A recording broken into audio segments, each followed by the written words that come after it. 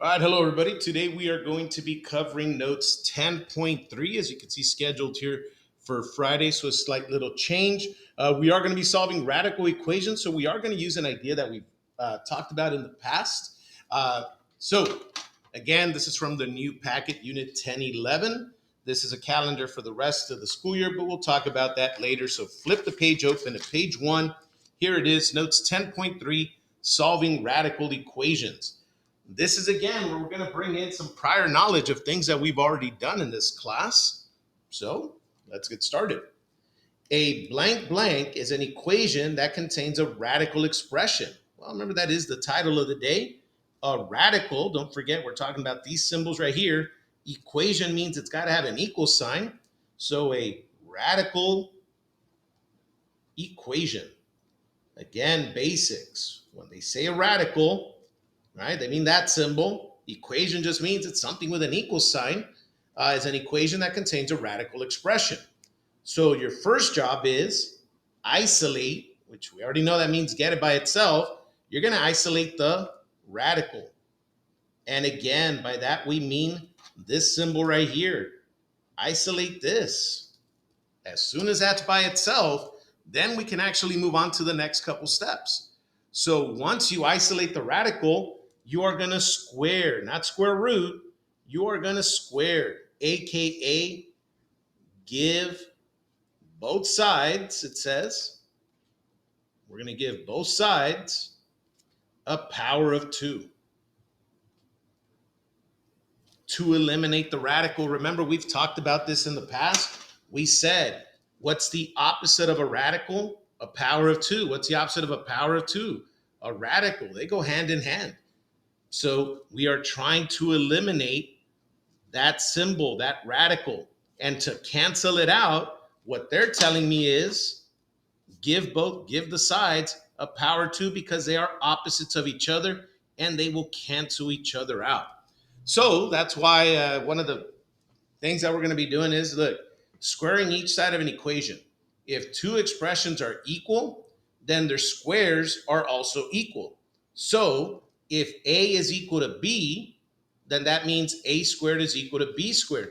And what they're saying is look, if you have A squared is equal to B squared, and I want to get the A and the B by themselves, how do I get rid of a power 2? Give them a square root. And so what do we get? If we give both sides a square root, we go back to A equals B. So when they say if A equals B, then if you square them, they're still equal. Well, then if you square root them, they're still equal to each other. But that's the idea. Power 2 and a radical will cancel each other out.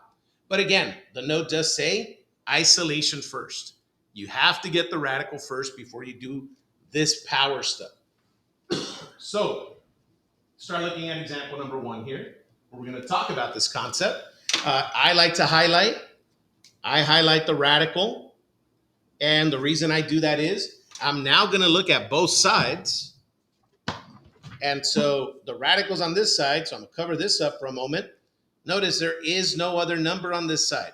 That's what isolation means. The radical is completely by itself. So if it's already by itself, just like it is here, then we can now use today's rule.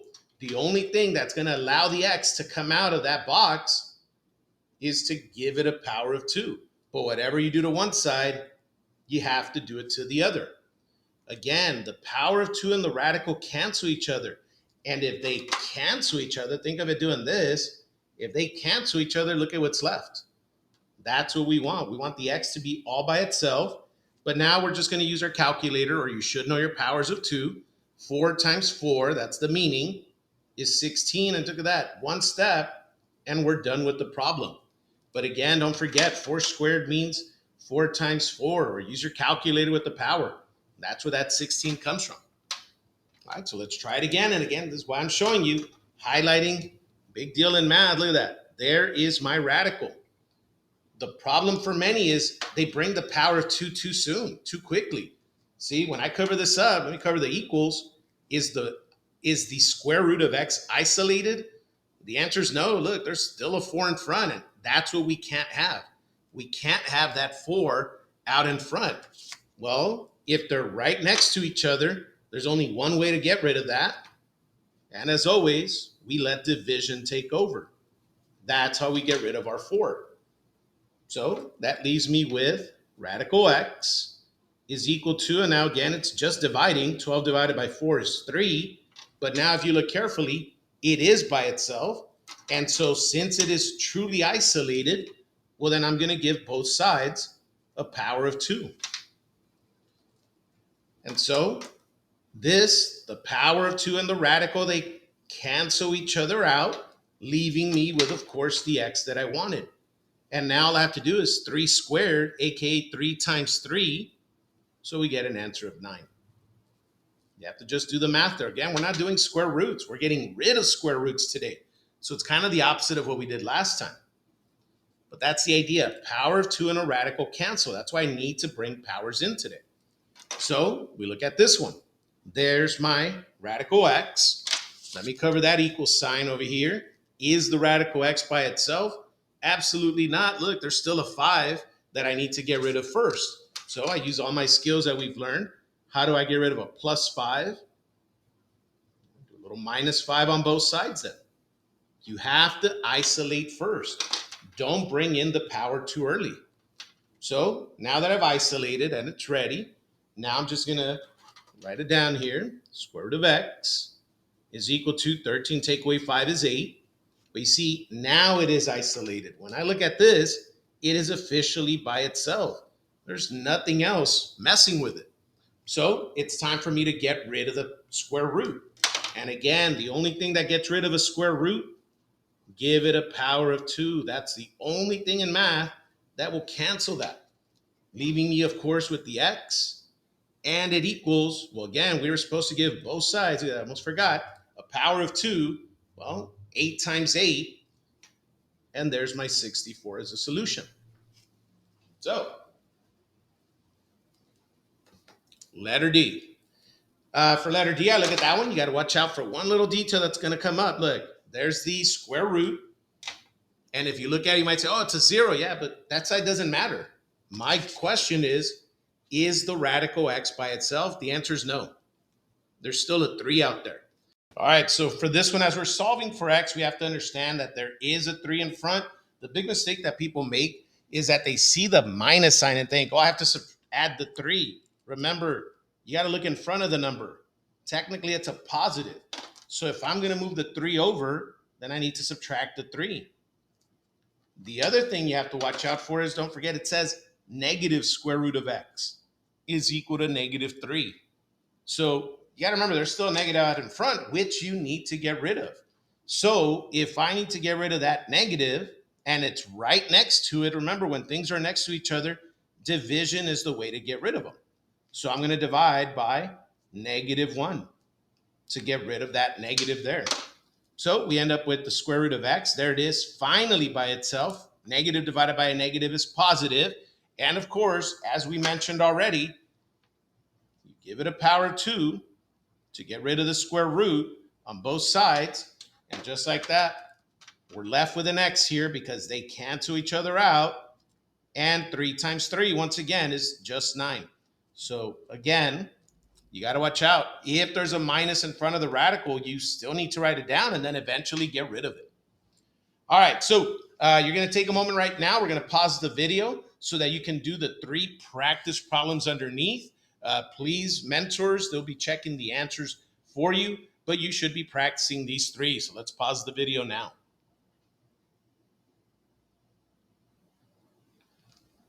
Now that you've gotten an opportunity to try those problems out, well, then flip the page. Here we go. Remember, you should have checked those numbers, those problems with the mentor. All right, so here we go.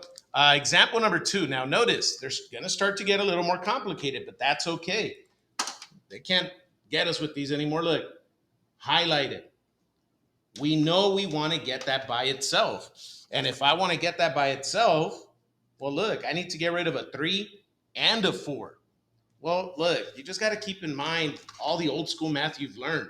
If I give you a problem that says 2x plus 5 is equal to 7, you don't get rid of the 2 first. You get rid of adding and subtracting first. That rule been in place for a very long time since we started this class. See, and then you would divide by 2. We always get rid of the number next to it. We get rid of it at the end. Well, that's why when you're looking at this problem and you're wondering, well, what do I get rid of first? I'm trying to get the yellow square root by itself. Then you have to get rid of the 3. That's the first thing you have to get rid of. So minus 3 minus 3. And then, of course, we still have the 4. We've got our x plus 2 is equal to 16. And if you're thinking, oh, let me bring powers now, you can't. You have to remember, I want this by itself. There shouldn't be a 4 in front. Well, now that they're next to each other, the only way to get rid of it is with a little division. So we divide, and then the square root of x plus 2 is equal to, now we just do division. There's the 4. See, now it's ready. That square root is by itself. Now I can use today's rule, which is give it a power of 2, and the radical will cancel out. But remember, if the radical cancels, I'm still left with an x plus 2. 4 times 4, again, I almost forgot the 2 there. 4 times 4 is 16. Well, then I just have one last step. Subtract the 2 from both sides, and x is equal to 14. Just like that, there's our answer. But again, look at this. You have to get rid of adding and subtracting first. Something next to it is always division. A power of 2 is the only thing that cancels out a radical. And then I can mess with that 2. So let's look at letter B now. Letter B, once again, look. All of this is stuck inside, so I can't mess with it yet until I get rid of the radical. But can I bring in a power of 2 yet? The answer is no. That 5 is still in the way. So then the first thing I'm going to do is subtract the 5 from both sides. My goal was to get that radical by itself. So 10 take away 5 is, of course, 5 is equal to the square root of 2y minus 7. Now I can get rid of the radical. You see, now it is officially by itself. And you're saying, what about the 2 and the 7? Well, they're stuck inside. That's why I need to get rid of the square root. I can't get to those numbers until I get rid of the radical. So I'll give it to both sides. 5 times 5 is, of course, 25. And it equals 2y minus 7. And now we're going to do what we've always done. I'm just solving. Basic solving here. How do I solve for y? By getting rid of the minus 7 first. So I'm going to add 7. So we have 32 is equal to 2y. And then how do I get rid of the 2? Well, again, just divide by 2. So just like that, we get y is equal to 16. All right. Now, there's 2 problems for you to try there right below, but we're actually going to do example number 3 now, and then you'll be able to do the practice problems right after. So, again, you still have 2 problems to try out, but we're going to wait. We're going to do example number 3 first. So here's example number 3. Notice this has a radical on one side. It's got a radical on the other. They have that same index of 2, so they're both square roots. But if you notice, there's no numbers on the outside, which means, can you mess with the inside? Not yet. The one thing you have to do is get your powers going. Give them both a power of 2 instantly. See, there was nothing for me to get rid of. I want to get to the inside of these. Then we get rid of the radical. So by doing this, the power of 2 and the radical cancel, and it leaves me with 2x minus 1 equals the power of 2 and the radical cancel on this side also. So it leaves me with x plus 4. So now I'm just going to do what we did back in Unit 1, old school stuff, where I just need to move things around. First of all, we don't like having that many x's. Then let me get rid of this x. We don't like having x's all over the place. So 2x minus x is just 1x minus 1 is equal to 4. Now I'm still trying to solve for x, so all I have to do now is just add a 1. And just like that, we get an answer that x is equal to 5. There's our answer. So again, why did I bring square roots in right away? One, there was no extra numbers outside. And 2, if I want to get to the inside stuff, well, then I need to cross out or cancel out those radicals. See, same situation on letter B.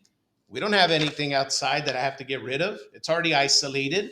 When I look at this side, it's also isolated. You can't mess with those numbers. They're stuck inside. Well, then what do I need to do? I need to get them out of there. So the only thing that can cancel out the radical so I can get them out of there is a power of 2. So then here, the power of 2 and the radical, they cancel, leaving me with just a y. The power of 2 and the radical cancel, leaving me with the 3y minus 10. You see, now I can mess with them because we brought them out with our power of 2. So basics again. Put your line down the middle, right? There's too many y's. We can't have this many y's. So I'm going to subtract the 3y from both sides. Because I'm trying to get all my y's together, but I didn't want to bring it this way because we already have a 10 there. All right, so 1y minus 3y is negative 2y is equal to negative 10. Don't forget those negative signs, those minus signs. And then all I have to do now is just divide by negative 2. Again, they're next to each other. Only division can get rid of it. And the negatives are gone here too. So then y is equal to 10 divided by 2. And there's my answer of 5. But again, that's today's big idea is how do I get rid of square roots? By using powers. But we only use them if they have been isolated, and both of these are isolated on each side. But we definitely needed to work on isolation for these problems up here. All right, with that said, I need you to do these 2 practice problems here and this practice problem right here. So you have 3 of them there. Mentors will come around to help you out and to check your solutions. So I will see you again next time around. Have a wonderful day. Just be ready for your test.